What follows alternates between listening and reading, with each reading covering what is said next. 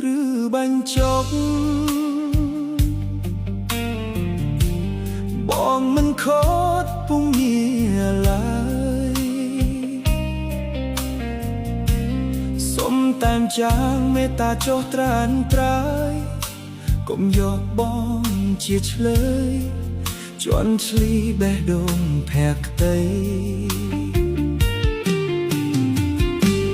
ឈុំយកលេស្មកបាញ់ឈឺមិនចង់លឺមិនចង់យល់ទុកឲ្យបងស្ងប់ចិត្តផងនិមលព្យាបាលភាអំពុលស្លាកស្នាមអនុសាចាស់អូនមានថ្មីហើ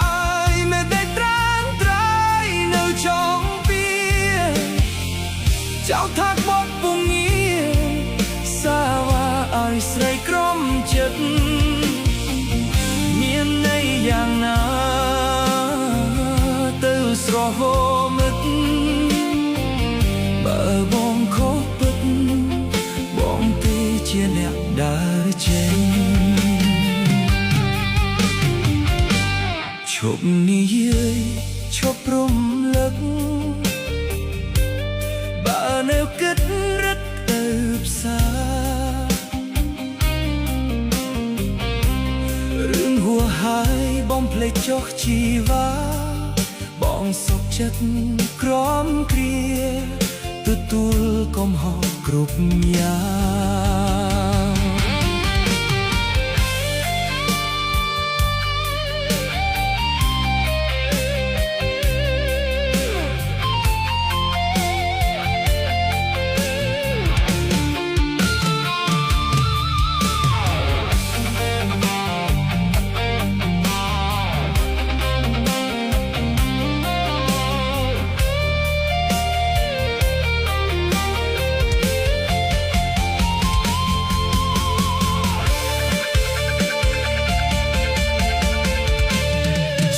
យកលេស្មកបាញ់ឈឺមិនចង់លឺមិនចង់យល់ទុកឲ្យបងស្ងប់ចិត្តផងនិមលព្យាបាលភាអំពុលស្លាកស្នាមអនុសាចាអូនមានថ្មីហើយនៃការត្រៃនៅចុងពីចៅថាគាត់ពុំងារសាវ៉ាឲ្យស្រីក្រំចិត្តមានន័យយ៉ាងណាទៅស្រស់បមើលបើបងខុសពិតបងទេជាអ្នកដើរចេញឈប់និយាយឈប់រំលឹកបើនៅគិតរឹតទៅផ្សារ